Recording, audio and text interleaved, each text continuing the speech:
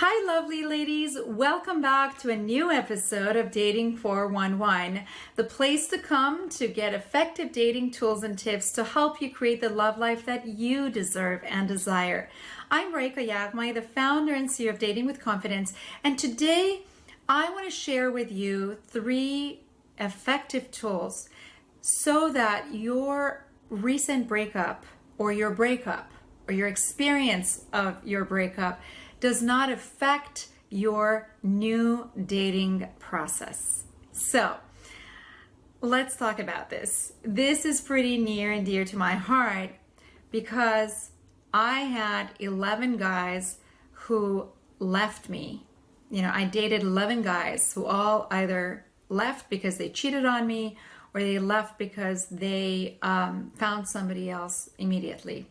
I don't know if they cheated, but I knew that they were in an immediate relationship after that, including my fiance who left with a text message.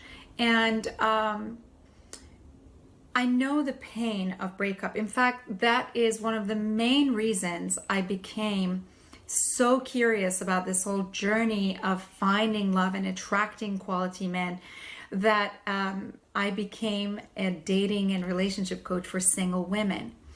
So I am sharing this with you with a lot of heart and a lot of encouragement and a lot of love for you, to you, with you.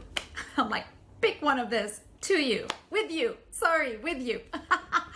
All right, so how to go about breakup, how to go about dating after a breakup in a way that it doesn't affect you. Number 1 is I'm going to give you this tool called the SBC. The SBC. Stop, breathe, and choose. Always when you feel that tugging feeling that you're going on a date and the fears are coming up and your interpretations and your limiting beliefs, they're coming up and you're like, oh my God, what if it's going to be the same? I don't want to get hurt. All of that is not going to help you show up as the amazing person that you are, as your real self. So I want you to really lean in, stop. Like whatever that you're doing physically, stop. If you're washing the dishes, turn the faucet off, stop. If you're walking to your date, stop. Walk a little bit the other direction. Just change your physical doing just for a few minutes, just 1 or 2 minutes, so that you can break this pattern in your head, like this, insisting thinking that's going on, that wheel, that hamster wheel that you're on, okay? So you stop it. And then take a breath, like literally, and take a few breaths and put your attention on how the air is coming in and how the air is flowing out so that you can stop your heart, don't stop it. You can slow down your heart rate and you can bring your attention, again, breathing interrupts that pattern. So you want to interrupt the pattern. And then I want you to do the C part, which is choose. Choose, why? Why are you choosing to go in this state thinking this is going to be the same? What else can you choose? Can you choose a different thought, a different emotion, a different action? You always have a choice to choose a different emotion, a different action, a different thought about a certain situation. There is no evidence that this guy is going to be the same as your last one. He might be the match, he might not, but you don't know. There's no evidence that that says that even if you feel like you don't deserve love, or even if you feel like you're not good enough, or you don't have what it takes, or you are just meant to be alone. I can't tell you how many emails I get that says, I wonder if I'm meant to be alone. You are not. Just because you broke up, even though, like, look at me, I've had like 11 of them. It didn't mean I don't deserve to be loved, or I'm not lovable, or I'm meant to be alone. No, I was doing something really, I was going about dating in a wrong way. And when I learned how to go about it in the effective way, my love life changed. And now I've been with my life partner for the past, almost 6 years. So please stop, breathe, and then choose. Choose a kind of thought, a kind of emotion, a kind of action that's going to align you with the love life that you do want to create. All right, number 2. This one you got to do. Well, all of it you got to do, but this one is a big trap. You think you're being smart, but you're actually shooting yourself in the foot. Don't compare. Do not compare this new guy's action or words or sayings before you get to know him to your exes. Listen, the more you do that, the more you're attracting lack of opening and lack of possibility and doors closing. Because smart quality guys pick up on those things. They pick up on the fact that you haven't healed, that you are protective, that you are closed off, that you're not willing to be vulnerable, that you're not open, that you're scared, and it's not attractive. Now, does that mean that you can't be yourself with a man? Absolutely not. Are you going to have moments of weakness and fear and vulnerability? Absolutely yes. But I'm talking about you just going out there and dating and getting to know a guy for the first time or a second time. He doesn't know you yet. He's not invested enough to be invested in that part of you. So when you go in with your boxing gloves on, right? Like, I'm going to make sure he's not going to be the same, and I'm going to watch everything he does. I'm going to compare it to my old ex because I'm going to do better this time. That's not how you're going to do better this time. The way you can do it better is to completely get to know this person for who he is. Now, that said, I'm not saying that if red flag comes up, you want to be like oblivious to it, but there are ways to figure out the red flags, which is something that I teach in my coaching programs.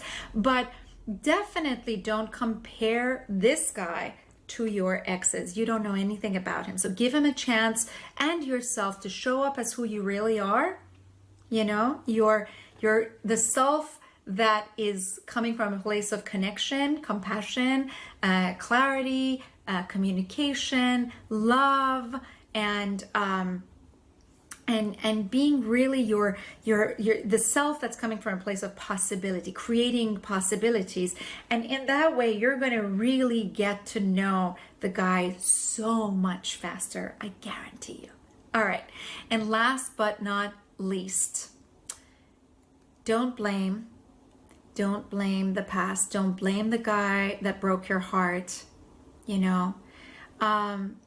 But really take a moment to observe and think about, why did it break down? And take responsibility. I know this is hard, but that really was what did it for me to break the pattern, was when I really took 100% responsibility for the role that I played in attracting those kind of guys, right? I had my boxing gloves on. I was making sure that I don't get double-crossed by men.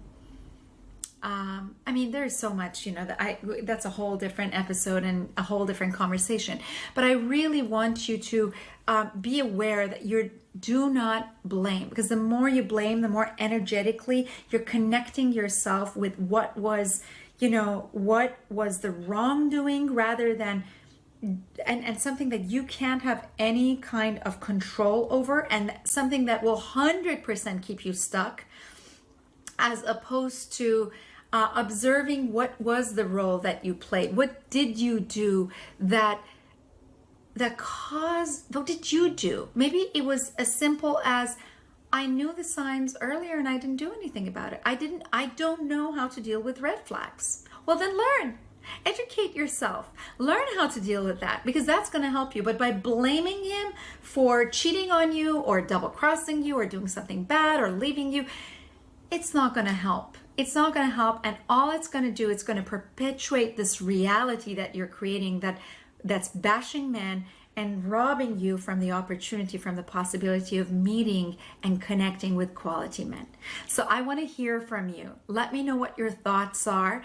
I know breakups are a hot button. Believe me, I know it. As you know, I've been through it 11 times. And But I will tell you that every one of those breakups for me was a step forward towards finding the amazing man that I'm with today. And I'm so grateful that I was smart enough to be honest with myself and take responsibility for the role I was playing in attracting the type of men that I was attracting. And once I did that, once I put all this stuff that I'm telling you in place, my love life changed around, and it wasn't difficult, and it didn't take that long. It really didn't. So I want to hear from you. And if you want to have more of these conversations, if you're enjoying Dating 411 TV, you can have more access to me by joining my private Facebook group, Dating Tips for Savvy Single Ladies. I'm almost in there every day, if not every other day.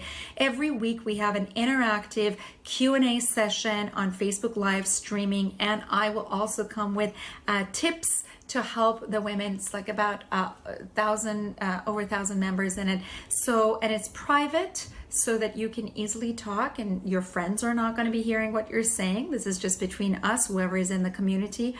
And last but not least, share this episode with anyone that you think is any woman that you think is going to benefit from this. If your friend is also going through a breakup or has gone through a breakup but is having a hard time dating, please share this episode with them and empower your friends in going about dating in a more effective way. How amazing the world of dating is going to be if each one of us women have each other's backs and help elevate and inspire each other and bring each other up.